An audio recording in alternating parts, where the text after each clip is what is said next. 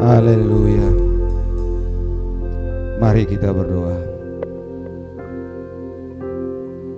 Kami bersyukur Tuhan, Engkaulah anak domba Allah yang sempurna itu, yang telah membeli kami, yang telah membayar kami dengan lunas terbayar di atas Kalvari, supaya kami dipulihkan, supaya kami diperbaharui, supaya kami berkenan di hadapan hadirat-Mu. Karena itu kami bersyukur Tuhan, bahwa kami punya Allah yang luar biasa, yang saat ini memerintah atas hidup kami ya Tuhan, untuk kami bekerja untuk hormat dan kemuliaan nama-Mu. Tutup bungkus kami semua dengan kuasa darah-Mu yang kudus. Setiap benih firman Tuhan yang akan ditaburkan, Tuhan materaikan firman Tuhan itu dalam hati kami. Tidak ada satupun firman Tuhan yang jatuh, yang dicuri oleh setan, iblis, Lucifer dan antek-antek Tuhan, tetapi itu termateraikan dalam hati kami, sehingga kami boleh berkenan menjadi anak yang dikasihi oleh Engkau Tuhan. Terima kasih Tuhan. Berfirmanlah kepada kami ya Bapa, karena kami sudah siap untuk mendengar firman-Mu. Haleluya. Beri kemuliaan bagi Tuhan kita. Dia Allah yang hebat, Dia Allah yang luar biasa, Allah yang tidak tertandingi oleh siapapun juga. Dia Raja kita, Dia penebus kita. Amin. Amin. Semua siap untuk dipulihkan, semua siap untuk menjadi orang yang dapat dipercayai. Haleluya. Beri kemuliaan bagi Tuhan. Mari kita katakan seperti ini: Tuhan Yesus, saya mau terbuka dengan Engkau, supaya saya dipulihkan. Tidak mau menutupi apapun juga yang menghalangi saya menikmati air kehidupan-Mu. Karena air kehidupan-Mu itu yang menghidupkan saya. Dalam nama Yesus. Amin. Haleluya.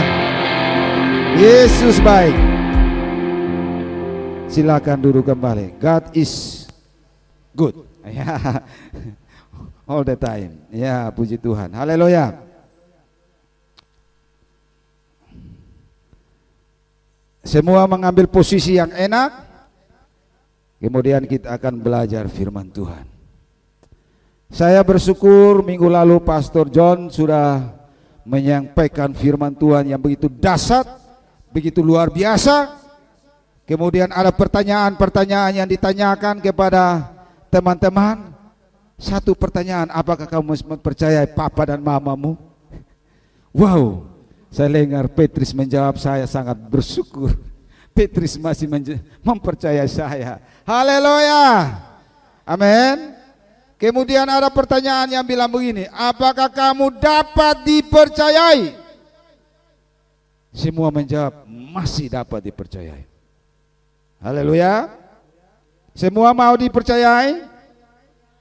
Ya, kita semua harus jadi orang-orang yang dapat dipercayai. Karena kita akan pergi menyampaikan firman Tuhan yang benar. Bagaimana kita menyampaikan firman Tuhan yang benar, kemudian diri kita sendiri tidak dapat dipercayai. Ini sesuatu yang tidak benar. Tentunya kemarin kita sudah belajar tentang Yudas. Yudas menjadi orang yang tidak dapat dipercayai. Persoalannya pada apa? Persoalannya pada hatinya. Hati itu merupakan kunci untuk kita bisa eksis, untuk kita bisa berkarya lebih produktif kalau kita memiliki hati yang benar. Karena itu hari ini saya akan memberikan sebuah contoh. Ketika saya diminta untuk menyampaikan firman, Tuhan taruh dalam hati saya untuk menyampaikan tentang hati. Karena itu judulnya Be careful with your heart. Ini Pak John yang tulis ke saya. Be careful with your heart. Hati-hati dengan hatimu. Hati ada 3 nih. Yang satu hati-hati, kemudian dia menunjukkan kepada hatimu. Mengapa kita perlu hati-hati? Karena Amsal ada mengingatkan kepada kita. Coba kita lihat di Amsal chapter 4 verse 23. Ya begitu Pak John. Mantap juga. Iya. Ya nanti anak-anak membaca bahasa Inggrisnya karena saya sudah lidahnya. Ya, di situ dikatakan bahwa jagalah hatimu dengan segala kewaspadaan. Karena dari situlah terpancar kehidupan. Jagalah hatimu dengan segala kewaspadaan. Kalau perlu membayar bodyguard 1 triliun untuk menjaga hati kita, kita perlu cari duit untuk membayarnya. Karena kalau kita tidak bisa membayar 1 triliun itu, kita akan binasa. Karena tadi firman Tuhan katakan, jaga dengan segala kewaspadaan. Karena dari situ terpancar kehidupanmu. Mau hidup, jaga hati. Mau dead, jangan jaga hati. Is dead ya. Mau mati, jangan jaga hati. Biarkan hati berkeliaran kemana-mana. Jangan jaga hatimu kalau kau mau mati, mau binasa, tidak sukses, tidak berhasil dalam hidupmu. Jangan jaga hatimu. Jagalah duitmu, jagalah kekayaanmu. Bangun pagar tembok keliling rumahmu untuk jaga rumahmu. Yang akan binasa, itu semua akan binasa. Saat ini banyak orang salah menjaga. Dia menyewa satpam, bodyguard untuk menjaga emas, perak, permatanya, menjaga rumahnya. Tetapi dia lupa yang perlu dijaga itulah hati. Hei, hati itu penting dijaga. Karena itulah sumber kehidupan. Mengapa kita perlu menjaga hati?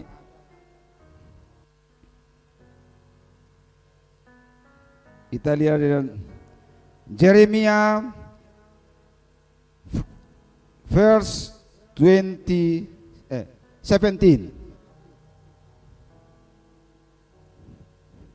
Verse 9. Ya. Ini saya juga belajar. Saya terlalu bilang khotbah di YouTube. Saya mesti buka YouTube juga. Cara mengucapkan. Hai Pak John ini memberi Pak John, Bapak Gembala, yes. Haleluya. Mari kita baca. Kita baca di Yeremia dulu. Di situ dikatakan bahwa betapa liciknya hati, lebih licik dari segala sesuatu. Hatinya sudah membatu. Siapa yang dapat mengetahuinya? Mengapa kita perlu jaga hati kita? Alkitab berkata bahwa betapa liciknya hati kita. Hati kita itu sangat-sangat licik. Kalau hanya bilang licik, saya lupa hati licik, itu masih sederhana. Orang bilang, lu orang kaya, belum apa-apa itu. Tapi kalau sebutan, betapa kayanya Nona itu, waduh. Betapa kalau bilang dia cantik, Nona cantik, masih minta maaf. Baru cantik. Tapi betapa cantiknya Nona ini. Lebih cantik daripada bidadari. Amin. Amin. Kalau dikatakan betapa liciknya hati. Kalau kita tidak jaga, kita sendiri punya hati sendiri tertipu. Kita punya hati sendiri, kita tertipu dengan hati kita. Bukan orang lain yang tertipu, kita sendiri tertipu. Kita sendiri sudah tertipu, apalagi orang lain lebih lagi kena tipu. Mengapa hati kita begitu licik? Memang dasar hati kita itu licik. Kita menjadi orang berdosa bukan karena kita melakukan dosa, anak. Saya rajin gereja, pemain musik, worship leader, pengkhotbah seperti Pak Dance. Bukan biar khotbah juga. Kalau kita lihat di Matius 7 itu, pada akhir zaman orang bilang, Tuhan, bukankah saya berkhotbah demi namamu? Tuhan bilang, enyah engkau pembuat kejahatan. Kenapa? Hatinya. Coba kita lihat di Markus. Sebenarnya saya tidak ketik. Saya punya Alkitab di mana? Tadi saya suruh mama kan yang bagian buatkan saya PowerPoint. Saya tidak tahu. Saya tahu sedikit. Saya minta ajar, Petrus ajar satu kali. Bapak ini ajar ulang-ulang. Tidak mengerti. Ya kita sudah zaman now. Cara tangkapnya sudah tidak. Ya, oke baik. Kita lihat di Markus 7. Di dalam Markus 7 ayat 21 dikatakan, tadi saya tidak pakai kacamata ini.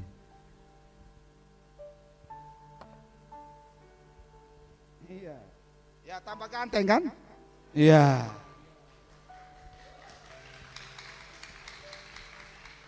Setelah pakai kacamata saya lihat saya tambah ganteng ini. Haleluya. Ya kita tinggalkan ganteng itu, kita lanjut saja.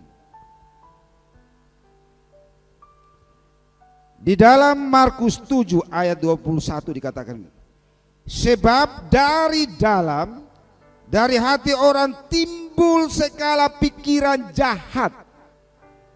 Oh ya, ada sana. Terima kasih Pak Pak Elvis.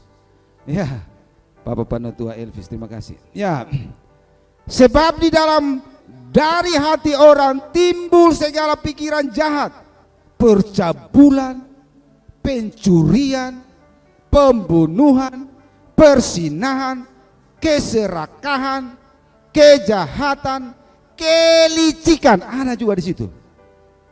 Amin. Hawa nafsu, iri hati, yang iri hati ada di situ. Hujat, kesombongan, sombong, kebebalan, bebal, omong berulang-ulang, tidak mau dengar. Bebal, orang Israel bebal, akhirnya ada yang tidak masuk kerajaan surga, Kanaan. Ya, hati-hati, jangan bebal. Kalau sutogor 1-2 kali, dengar sudah, walaupun papa salah sekalipun. Semua hal-hal yang jahat ini timbul dari dalam, itu dari hati, dan menajiskan orang. Ya, kita lihat di sini. Mengapa kita perlu jaga hati? Mengapa kita perlu hati-hati menjaga hati kita dengan segala kewaspadaan? Karena hati itu licik. Dasarnya hati kita karena dosa.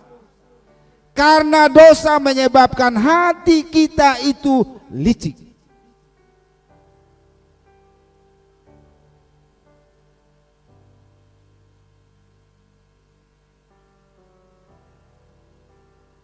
Kita perlu menjaga hati kita dengan segala kewaspadaan.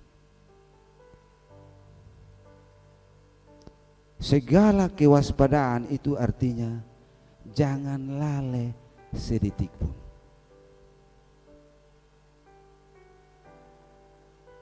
Jangan lalai sedetik pun seperti seorang tentara yang ada di dalam medan peperangan. Kalau dia lalai, siap siaga, habis, binasa, tertembak, mati.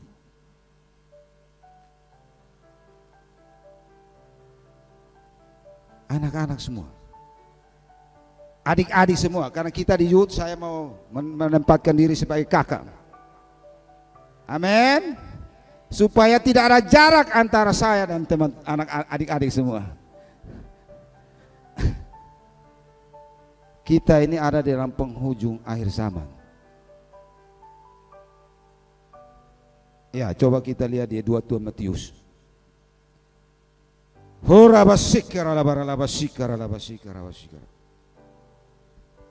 Timotius 3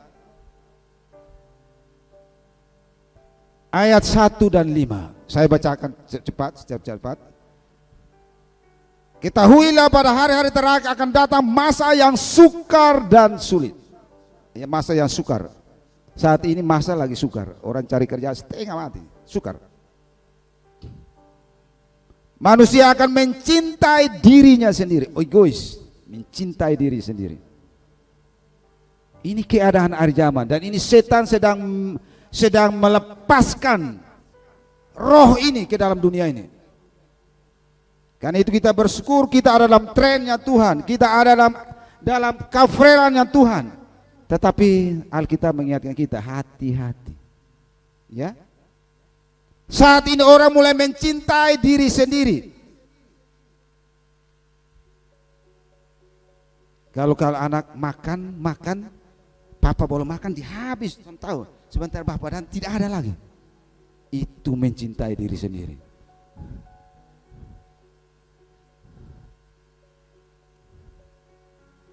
Ya, itu sederhananya begitu.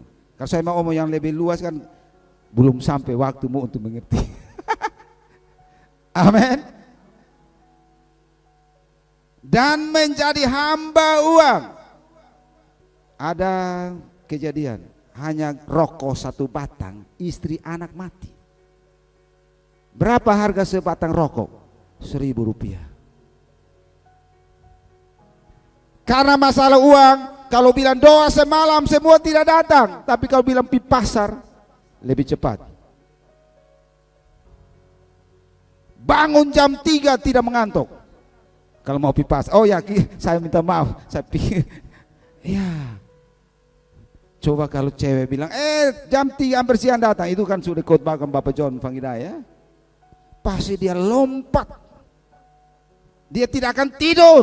Karena ada janji harus pergi jam 3 siang sekalipun, tidur siang pun tidak akan tidur.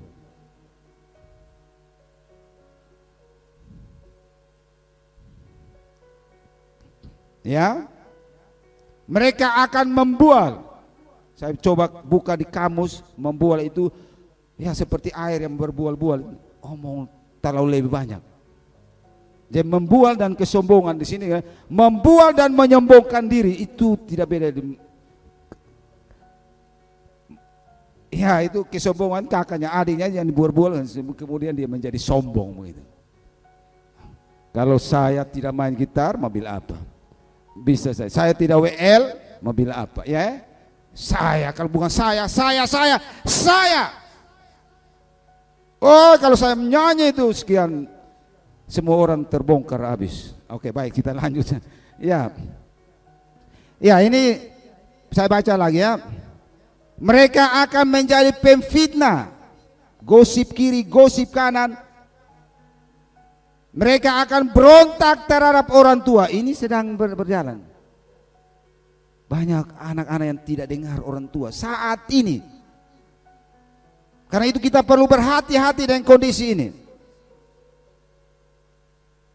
Dan tidak tahu berterima kasih. Tidak peduli agama. Saya coba merenungkan tidak peduli agama ini, dia rajin gereja. Dia hanya tugas untuk jadi singer atau jadi aser. Setelah habis itu selesai. Pulang itu dia jadi beragama itu sebuah tradisi, bukan sebuah lifestyle. Ya lifestyle Pak John, bukan sebuah kehidupan. Tetapi itu sebuah rutinisme, itu sebuah aturan, itu sebuah sesuatu yang memang harus begitu. Karena saya Bapak sudah bergereja di sini, saya wajib melakukannya.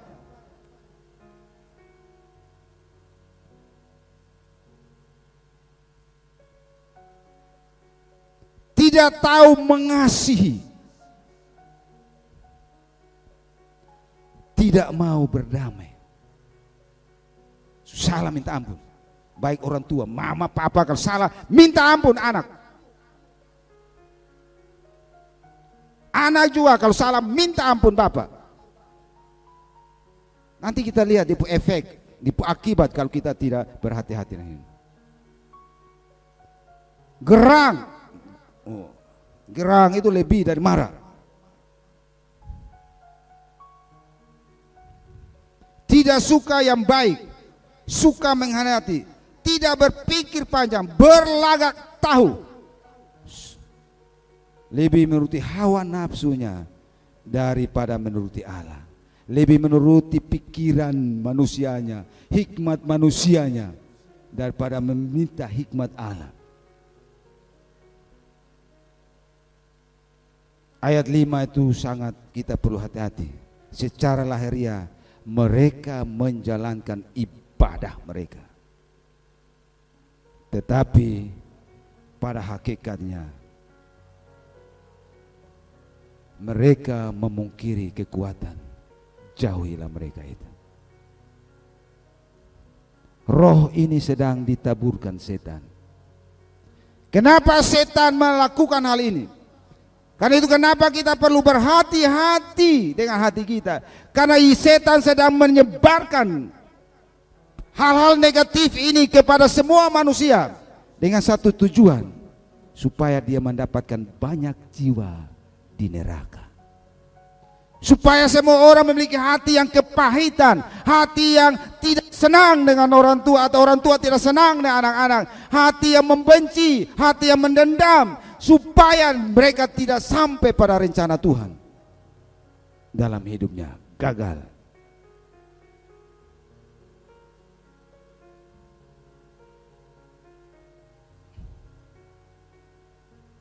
Karena itu Lukas menasihatkan kita. Di dalam Lukas 21 ayat 4 dikatakan, jagalah dirimu. Jagalah dirimu supaya hatimu jangan sara dengan pesta pora. Sekarang di Osao ini lagi musim pesta pora. Satu hari saya bisa dapat 3-4 undangan untuk tu'u belis. Dan kemabukan, ada yang mabuk seks, mabuk narkoba, mabuk segala macam. Ini yang sedang ditaburkan. Serta kepentingan-kepentingan dunia. Dan supaya hari Tuhan jangan dengan tiba-tiba jatuh ke atas dirimu seperti suatu jerat. Sebab ia akan menimpa semua penduduk di bumi ini. Hari Tuhan akan datang seperti jerat, menimpa semua manusia yang cinta Tuhan, bukan cinta Tuhan. Semua akan ditimpa. Apa itu pesta pora? Kalau kita mau urus pesta ini, bolong pesta sudah kumpul keluarga, mau cerita jelas, pokoknya cerita habis, ngerumpi sudah, buang waktu.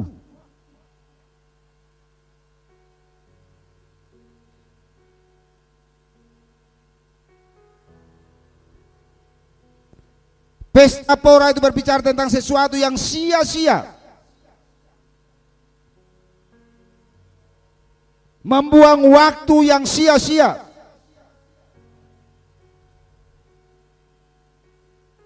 Makan juga game, cas sambil game, tidur juga game. Colokan ada yang stamp tidur. Saya tidak larang kamu menggunakan HP,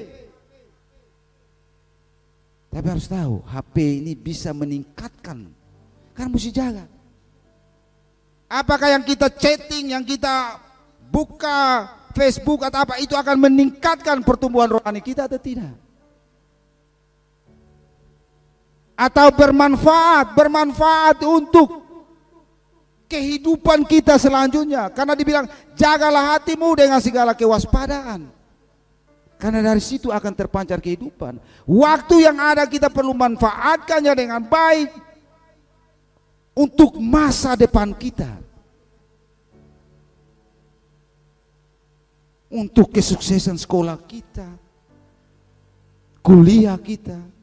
Ketika kita bekerja, kita memberikan yang terbaik. Waktu kita manfaatkan yang baik. Bukan, sekarang kan kalian di PNS, orang semua masyarakat ngomong, saudara kerja main HP tiap hari. Kita pitanya ini, Pak, saya surat mutasi itu sudah keluar. Oh tunggu dong, masih kepala ada berangkat. Padahal dia main buang-buang waktu. Tidak ada manfaat. Pergunakan HP-mu untuk menghasilkan uang. Amin. Pergunakan HP-mu untuk kepentingan pertumbuhan rohanimu.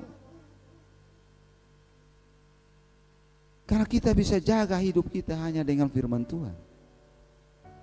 Alkitab katakan seperti itu. Amin. Hati kita kalau baik, pikiran kita akan jadi baik. Kalau hati kita baik, pikiran kita baik, perkataan juga omong juga baik. Nah kalau sudah ngomongnya baik, sikap juga jadi baik.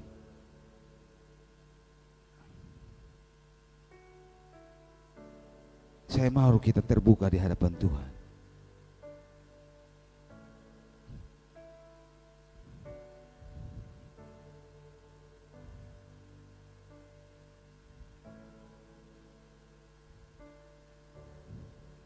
Saya lompat terus supaya siapa? Amin. Beri kemuliaan bagi Tuhan.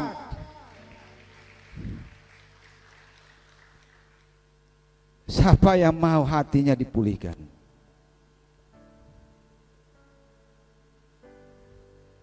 Ya, mari kita lihat. Makanya penting menjaga hati. Ya, ini Pak John mesti ngomong ini, bahasa Inggris. Coba baca bahasa Inggrisnya. Penting menjaga hati.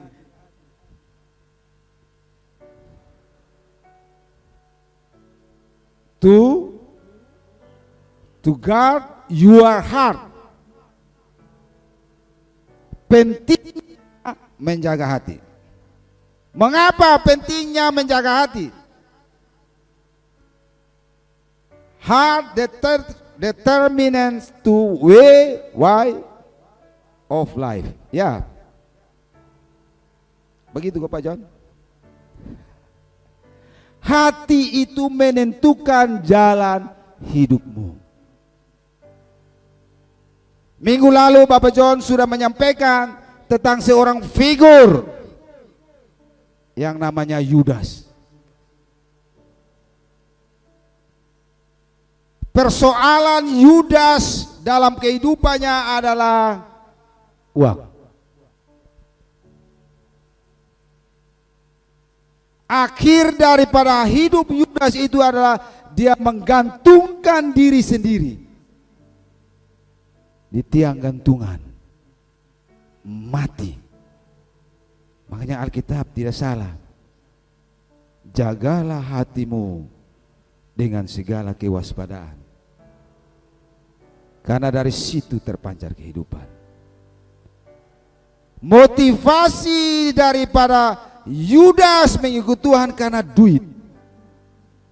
Motivasi daripada Yudas itu mengikuti Tuhan yaitu karena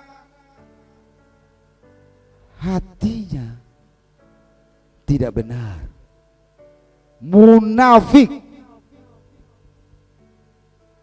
Yudas memiliki hati yang munafik. Ya, coba kita baca ayatnya ya.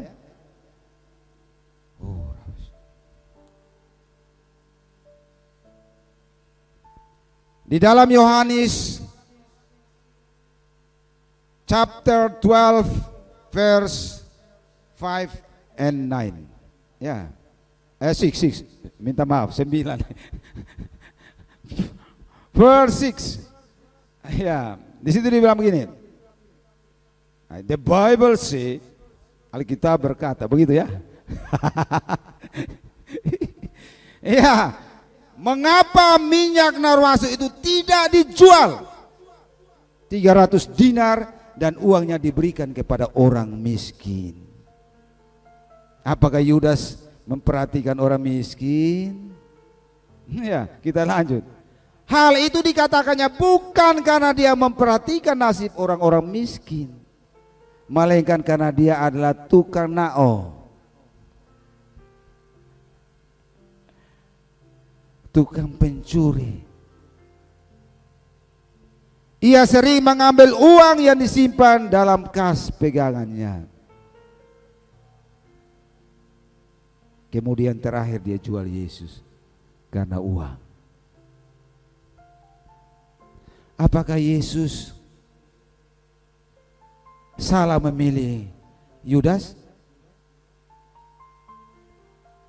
Apakah Yesus tidak tahu bahwa Yudas akan menjual Tuhan Yesus? Yesus itu maha tahu, amin. 12 murid yang mengikuti Yesus itu semuanya punya kekurangan. Bukan hanya Yudas saja. Kemarin sudah dijawab oleh Pastor John. Yudas tidak mau berubah. Walaupun Yesus sudah berkali-kali memberitakan Injil. Yudas, ada di ayat Yohanes kalau tidak salah, di situ dikatakan bahwa Yesus tahu siapa yang tidak percaya pada Tuhan Yesus, dan Yesus tahu juga siapa yang akan menjual Yesus. Yesus memberi kesempatan kepada Yudas memegang menjadi bendahara dalam komsel mereka. Semua ada dalam komsel ya. Puji Tuhan, beri kemuliaan bagi Tuhan Yesus. Tujuannya supaya Yesus memproses hati daripada Yudas, supaya jangan terikat dengan uang. Yesus mau memproses karakter daripada Yudas, iman daripada Yudas. Yesus harus mempersiapkan mereka. Hati mereka sudah baik, baru Yesus utus mereka pergi pelayanan. Jangan sampai Yudas jangan menjadi pencuri. Iblis thinking dalam nama Yudas pencuri keluar. Iya kan? Ada kejadian, ada yang thinking dalam nama Yesus jangan sakit hati. Kemudian lu sakit hati ya, lu juga, lu tukang sakit hati, iri dengki, jangan. Karena itu Yesus mengizinkan hal itu terjadi, tujuannya untuk memproses, membaharui. Tetapi yang menjadi persoalannya, Yudas tidak mau diproses. Kalau kau punya persoalan di emosi, Tuhan akan proses kau dengan emosi. Hal yang paling pertama adalah papa dan mamamu. Kalau mulai dari Yerusalem, nah, proses itu dimulai dari Yerusalem, dari dalam rumah dulu. Sudah menang dalam rumah, baru keluar di rumah, di luar. Belum menang di luar, sampai kapanpun akan melakukan hal yang sama seperti itu. Mau bertobat,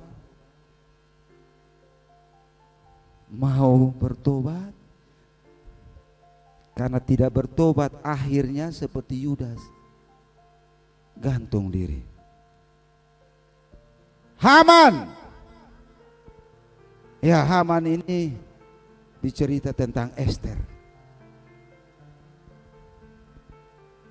Haman ini seorang pejabat yang mempunyai kedudukan yang hebat, yang luar biasa.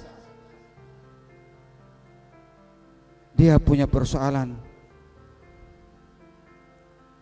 gila hormat.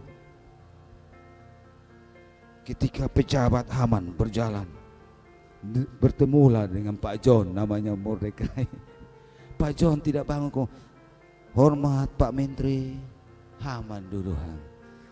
Panas hati lama, kurang ajar. Bisa kok? Kan anak kurang ajar. Tidak tahu hormati pemimpin.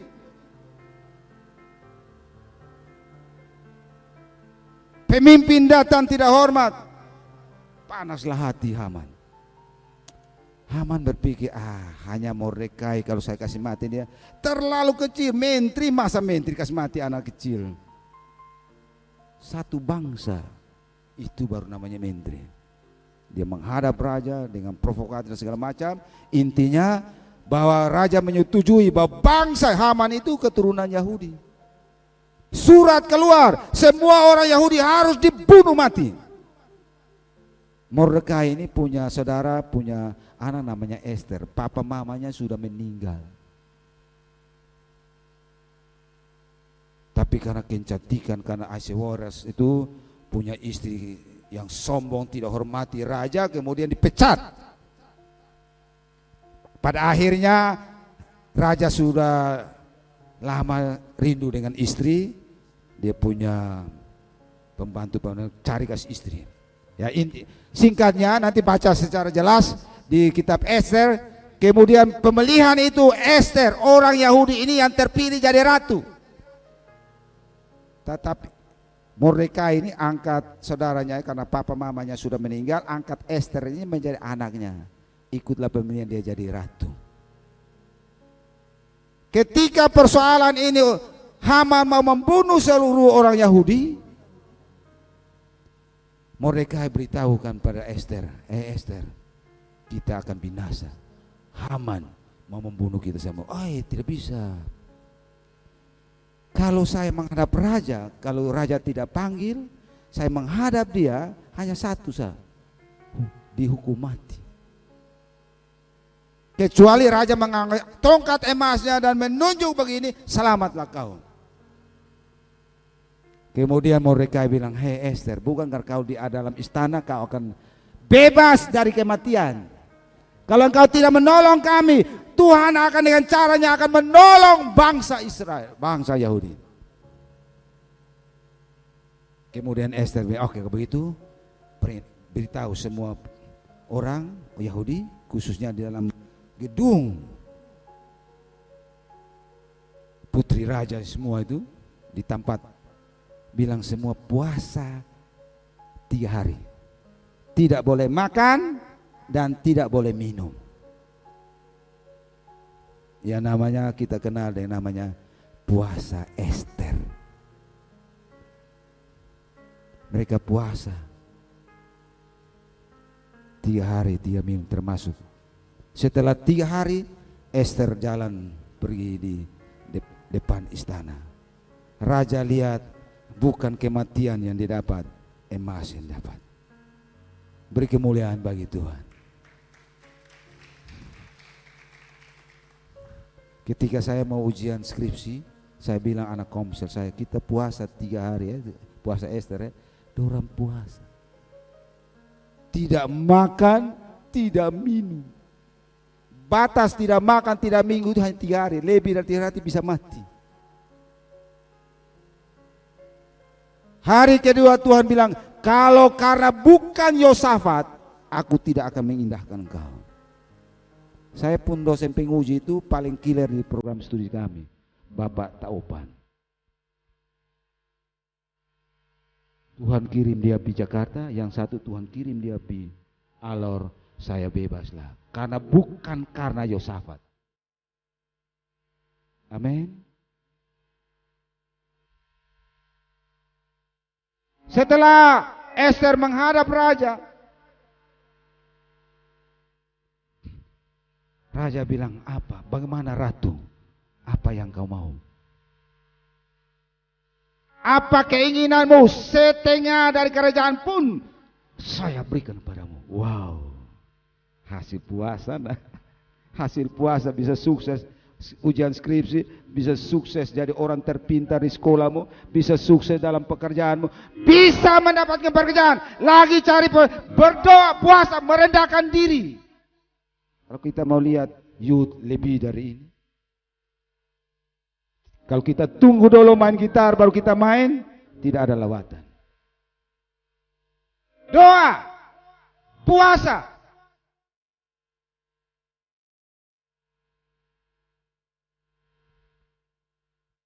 Gereja terbentuk, ada doa, ada puasa. Amin.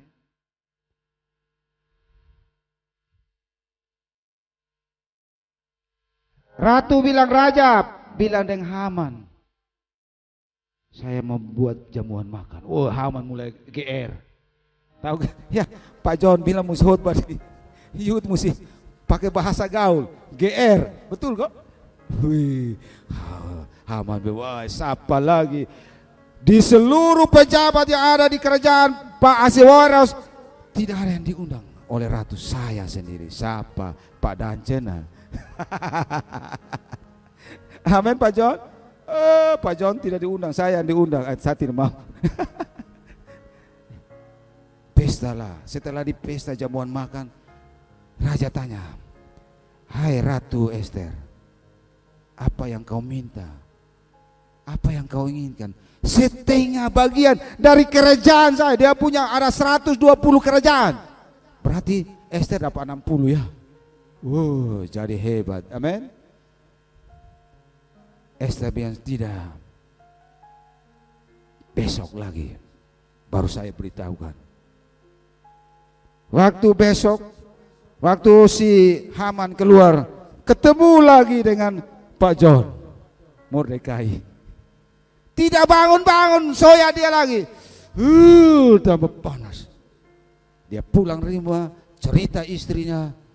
Kemudian istri dan teman-teman saran, hai, buat memang sudah, buat memang itu gantungan itu, buat memang supaya tanggal yang sudah ditetapkan, surat yang sudah jalan, pas tanggal itu kau gantung Mordekai.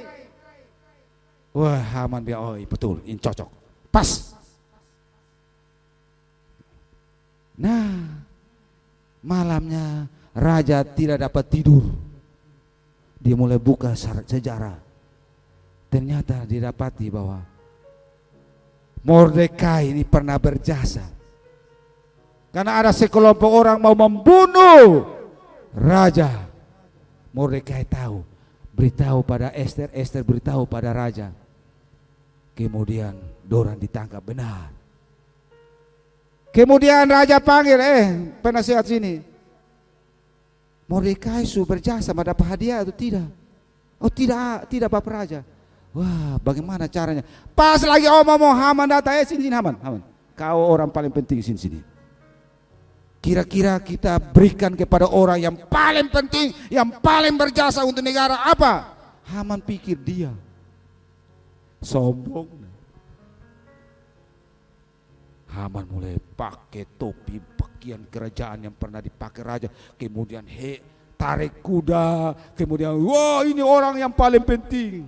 Raja, Sone boleh kurang satu kata kasih naik Haman di atas kuda, tarik dia, ame pakaian. Setelah selesai Haman pulang, panas lagi, hati panas, hati pacit, membuat pukul kiri pukul kanan. Amin. Kalau kita pun hati su panas, kita tahu mana orang tua, mana anak, mana orang tua. Kalau hati kita sudah mulai panas, tidak tahu lah Tuhan apa, lupa Tuhan. Mau berubah, mau, haleluya, beri kemuliaan bagi Tuhan. Pulang ke rumah Haman, pulang ke rumah. Dia cerita hal yang ini. Istri dia yang baru begitu selalu suka lah. Apalagi lagi cerita-cerita. Pesuruh raja sudah datang. Sudah Esther su panggil pi makan. Setelah makan habis, raja bertanya. Kemudian jawaban Ester begini, bagaimana nyawa saya akan mau dicabut? Raja bilang, siapa tuh? Ini Haman yang mana? Oh tidak ada, Haman. Haman yang panas hati ini, Haman yang tukang emosi ini, Haman yang tukang iri ini, Haman yang rakus kekuasaan ini, Haman yang sombong ini dia. Dia sudah buat surat untuk membunuh bukan hanya saya saja, semua bangsa saya. Raja mempantas hati. Haman sudah datang berlutut, aduh Tuan Raja, Ratu minta maaf. Raja suka keluar di taman saya dengan panas hati. Keluar datang Ester ada tidur di tempat tidur. Haman masih di situ. Raja tambah marah lah. Hei, saya punya istri ada di situ. Kau pakai apa di situ? Coba kau pergi, tangkap dia. Ada satu datang, bapak-bapak raja, itu Haman su baking tiang gantungan itu untuk menggantung mereka. Gantung dia di sana. Gantung. Apa yang kau tabur, itu yang kau tuai. Kalau kau tabur sakit hati, kau akan tuai sakit hati. Kalau kau tabur kebencian, kau akan tuai kebencian. Apa yang kau tabur, karena hati kita ini adalah seperti sumber mata air yang tidak bisa membersihkan dirinya sendiri. Harus ada yang membersihkan kita sendiri. Kita harus melepaskan itu. Kita tidak boleh terima namanya sakit hati dan sebagainya. Kita harus melepaskan pengampunan. Ampunilah papamu, ampunilah mamamu. Nubuatan akhir zaman yang disampaikan oleh Timotius. Orang akan, saya anak-anak sekarang tidak menghargai orang tuanya. Saya seorang guru. Kita jalan kan pada umumnya sekarang orang bilang, aduh dulu tuh kalau kita guru, lihat guru, kita sekolah lihat guru kita takut setengah mati. Sekarang tidak. Itu bukti generasi sekarang itu tidak tahu sopan santun, tidak tahu adat istiadat, tidak tahu mana bapak, mana anak, mana orang tua, mana anak. Orang tua sama saja. Orang tua juga sama seperti anak juga sama seperti orang tua. Kenapa itu terjadi? Karena ini roh akhir zaman. Haman binasa di tempat yang dia buat sendiri karena hatinya dia tidak kelola dengan baik. Miriam sama saja.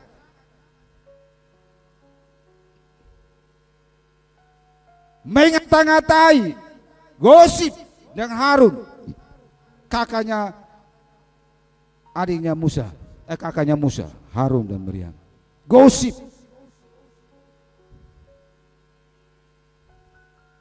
Terlalu banyak kok.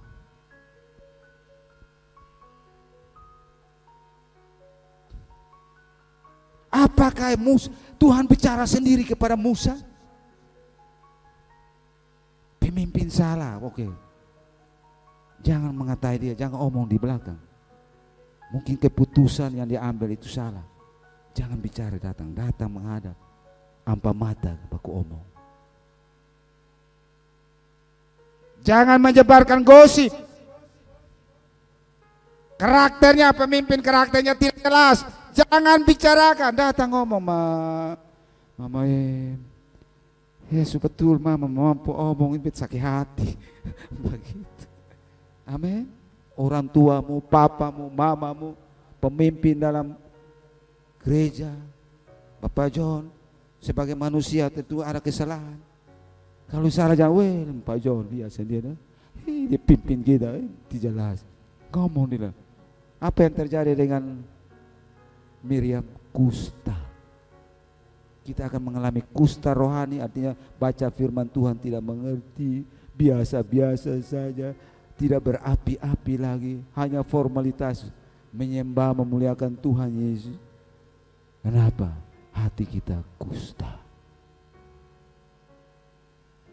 Beda dengan Daud. Saul juga hatinya panas, akhirnya Tuhan tolak dia. Tetapi Daud memiliki hati yang benar, sehingga dia jadi raja. Dan lewat keturunan Daud, Yesus dihadirkan dan kita diselamatkan. Amin. Beri kemuliaan bagi Tuhan.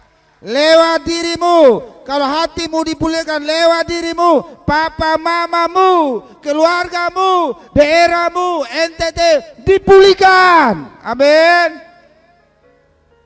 Nanti kita pergi Melaka penuh dengan kemuliaan Allah. Amin. Hati sebelum ke Melaka, hati bersih dulu. Kalau kita tukang marah, puji Tuhan. Tadi lagu itu luar biasa ya. Saya tadi lompat-lompat, saya lihat muka belakang ini semua, saya lebih muda dari mereka semua.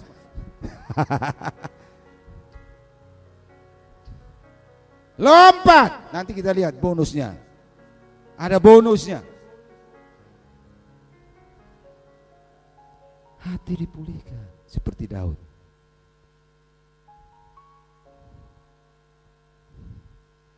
Supaya kita, haleluya,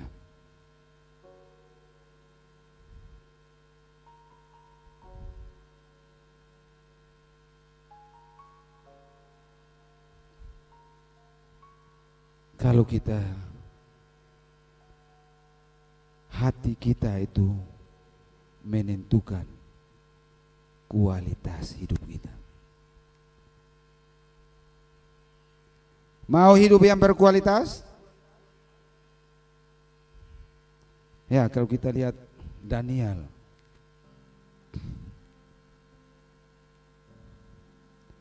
Daniel itu kecerdasannya 10 kali lipat dari orang yang paling pintar di kerajaan Babilonia.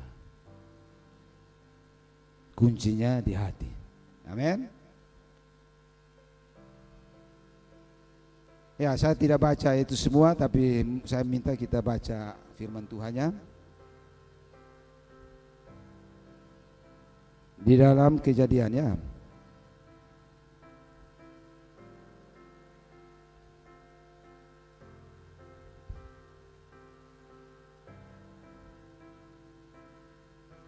Kejadian 15 ayat 1 sampai 3. Saya membacakan. Kemudian datanglah firman Tuhan kepada Abraham dalam suatu penglihatan. Janganlah takut Abraham. Akulah perisaimu, upamu akan sangat besar. Luar biasa. Ingat-ingat kata sangat, ya, sangat besar. Abraham menjawab, ya Tuhan Allah. Atau mungkin dijawabnya, ya Tuhan Allah, apakah yang akan engkau berikan kepadaku?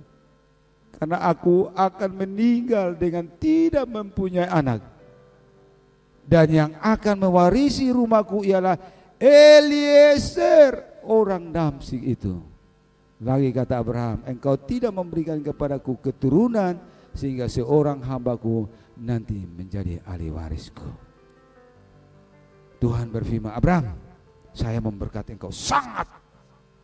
Mobil 10, rumah 200, uang bilium, bukan triliun, bilium.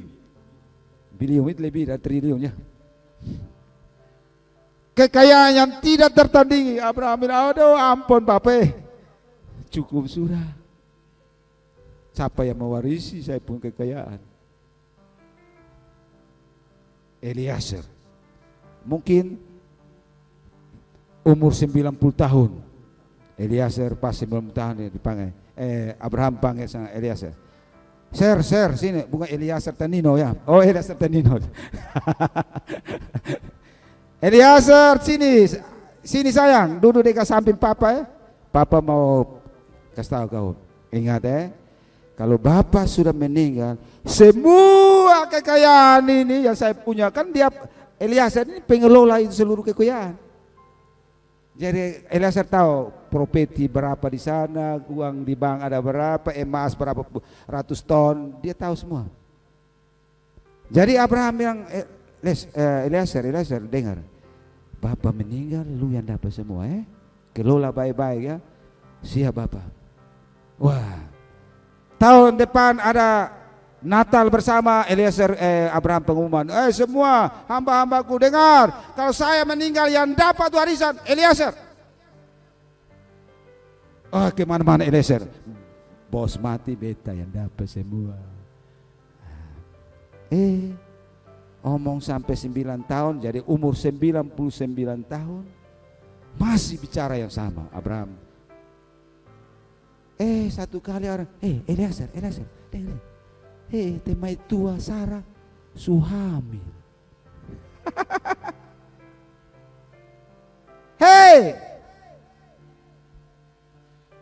Eliezer marah tidak? Kalau suami ini berarti ada ahli waris ini, dia tidak akan dapat lagi. Dan pada akhirnya, ya siap mau melahirkan. Kalau Eliezer itu tidak punya hati yang baik, dia akan, kan Eliezer yang pegang duit semua, dia ambil duit 1 triliun. Bidan, kau lihat, mai tua beranak cek bagi mati, cek ya. Bahasa gaul bilang apa? Cekik atau cek? Orang usaha bilang cek dia, kasih mati sendiri karena ini ahli waris. Kalau dia hidup, saya tidak dapat apa-apa, kasih mati dia. Tidak juga. Karena penjagaan begitu ketat sehingga Eliezer tidak punya kesempatan. Bidan-bidan, kok Bapak Abraham di samping, nah. Biasa melahirkan ini suami wajib di samping, orang lain tidak boleh.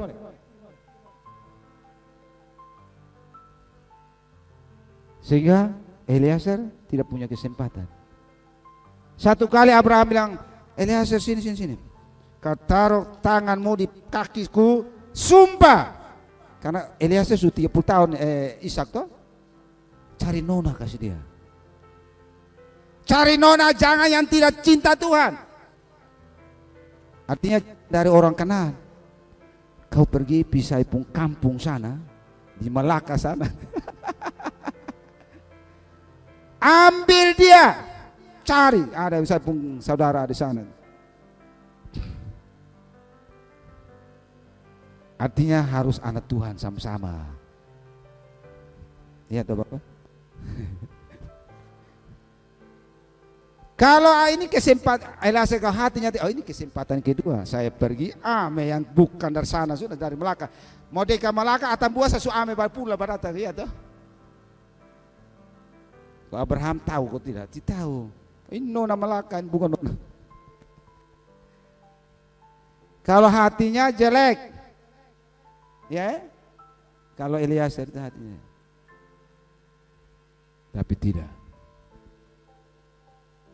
Eliezer tidak iri hati, tidak benci, tidak marah.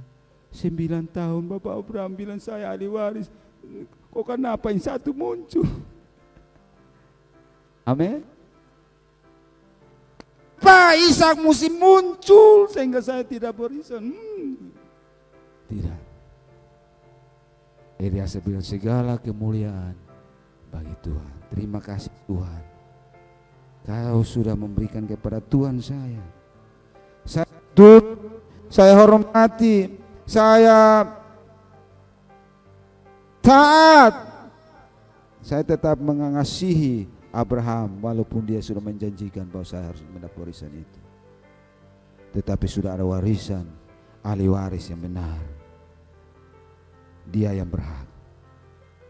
Ini karena orang punya hati yang baik. Eliezer tidak gantung diri karena tidak dapat warisan. Alkitab tidak menulis bahwa Eliezer menggantung diri. Amin. Hati yang baik, walaupun diperlakukan tidak adil, walaupun orang buat kita kepahitan, sakit hati dan sebagainya, Karena hati baik kita melepaskan pengampunan. Karena hati baik kita mengasihi, tetapi Tuhan Yesus berikan, berdoalah kepada musuhmu. Kenapa Yesus berani berkata begitu? Karena hatinya baik. Amin. Kalau kita punya hati baik, pikiran kita jadi baik, perkataan kita menjadi baik, sikap perilaku kita menjadi baik, dan Yesus dimuliakan. Yesus akan bilang ini benar. Orang di luar sini, oh ya sudah, saya mau piyut, saya mau pergi gereja di kampung gereja.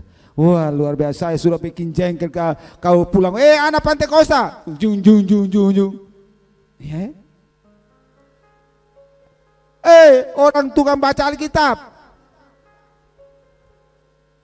kita tidak marah mereka, kita mengampuni, bertobat juga supaya kau masuk surga.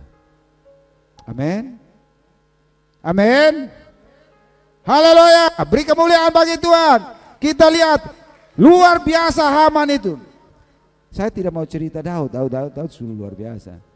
Yang lain-lain, Haman ini pasti tidak tahu. Orang anak-anak mungkin ada siapa di sini yang tahu bahwa Haman itu adalah hambanya Abraham? Coba angkat tangan. Yang tahu bahwa Haman, minta maaf. Eliezer ini adalah hamba yang paling terbaik daripada Abraham. Siapa yang tahu cerita ini? Ya pasti Pak John, Pak John baca Alkitab tiap hari. Ada yang tahu? Kemarin waktu saya renungkan firman Tuhan, saya bilang kalau tahu saya kasih 50.000. Ternyata baik juga. Saya mau tanya, sebelum tanya mama, saya bilang mama ini saya terinspirasi. Kalau saya tanya ada yang tahu, saya kasih 50.000. Ternyata saya pun duit tetap ada karena tidak tahu semua. Ya, haleluya, amin, haleluya. Kalau cerita Daud semua pasti tahu, tapi cerita Eliezer, pikir Eliezer Tandino. Haleluya, dia hamba yang luar biasa. Puji nama Tuhan.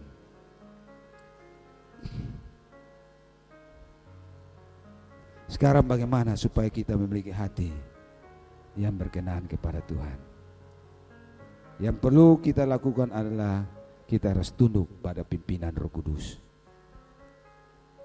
Ya, kejadian kapan hari Jumat kalau tidak salah, saya lagi mengajar. Ini anak-anak ini saya mengajar anak kelas 7 baru tamat SD. Kan ada kelas kosong. Jerondaran tutup pintu. Saya lagi duduk, saya pulang, hati mulai emosi. Tujuan mat tar gini karena dia tak lempar. Pasang pintu hati. Saya pelan-pelan. Saya baik-baik. Anaknya lari. Kalau saya tidak taat pada suara Roh Kudus, mungkin hari ini saya tidak berkhotbah. Kan emosi taruh begini, dia semaput, bagaimana? Ya, mari kita taat pada Roh Kudus. Ya, kita ada diskusi lagi. Ya, karena itu kita perlu taat pada pimpinan Roh Kudus supaya kita tidak hidup dalam kedagingan. Tidak hidup kedagingan itu adalah tidak hidup dalam kebencian, kedengkian, amarah dan sebagainya. Kita tidak hidup ini, tapi hidup dalam kasih, sukacita, damai sejahtera. Karena itu kita perlu, selain kita taat pada pimpinan Roh Kudus, karena dengan kita mentaati pimpinan Roh Kudus akan membawa kita untuk membangun hubungan yang intim dengan Tuhan. Memiliki persekutuan yang intim dengan Tuhan, sehingga kita setiap hari akan menikmati makanan rohani. Kita bisa menang karena kita memiliki makanan rohani dalam tubuh kita, yaitu firman Tuhan. Mazmur 119 ayatnya 9 dikatakan bahwa dengan apa seorang muda mempertahankan kelakuannya baik di hadapan Tuhan, yaitu dengan menjaganya dengan firman Tuhan. Firman Tuhan akan mengurisi kita. Ketika kita membaca firman Tuhan, kita mengerti firman Tuhan. Firman Tuhan itu akan memerdekakan hidup kita. Karena itu rajinlah membaca firman Tuhan, rajinlah bersekutu berdoa kepada Tuhan, supaya Tuhan pulihkan hati kita. Bahkan Daud senantiasa tiap hari dia minta supaya Tuhan memeriksa hati kita. Kita harus memeriksa hati kita secara rutin.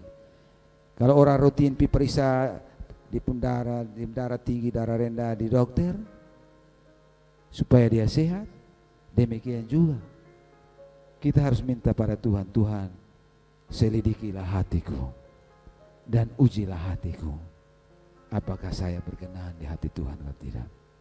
Kalau setiap hari kita minta, kita konsultasi, kita konseling dengan Tuhan tiap hari untuk mencek hati kita supaya hati kita murni. Tadi saya mau datang, hati saya ini untuk mencuri kemuliaan Tuhan. Saya bergumul, berperangan. Saya kaget ada munculan pikiran tentang nanti hebat begitu. Saya Tuhan Roh Kudus jaga hati saya supaya saya tidak mencuri kemuliaan. Semua yang kita lakukan untuk kemuliaan nama Tuhan. Mari kita tundukkan kepala kita.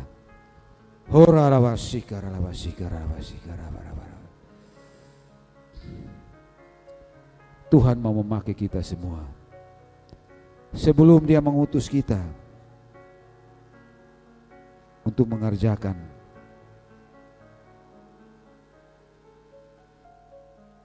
kehendak-Nya, Dia mau hati kita bersih.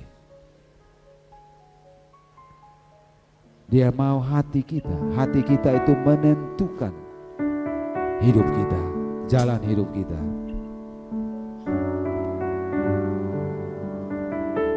Hati yang kotor akan membawa kita kepada kebinasaan. Hati yang bersih membawa kita kepada hidup. Selidiki aku, lihat hatiku, apakah ku sungguh mengasihimu, Yesus, Kau yang Maha Tahu. Mari kita bangkit berdiri di hadapan Tuhan. Lihat hidupku, tak ada yang tersembunyi bagi. Sekali lagi, selidiki aku, Tuhan. Selidiki aku, lihat hatiku, apakah ku sungguh mengasihimu, Yesus, Kau yang Maha Tahu, dan menilai hidupku, tak ada yang tersembunyi bagi. Kulihat kebaikan-Mu yang tak pernah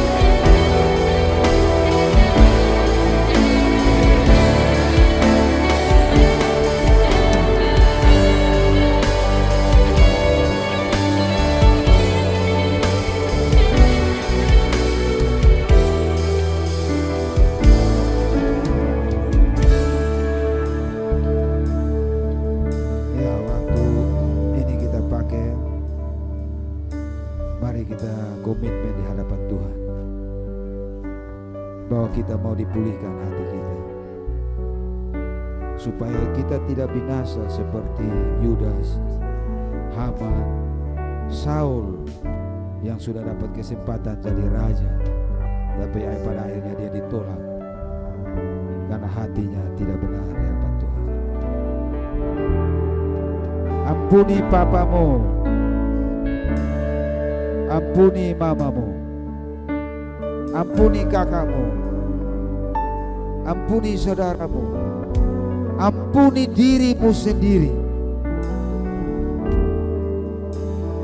supaya engkau dibebaskan, supaya engkau dipulihkan, dan hidupmu produktif, hidupmu berhasil,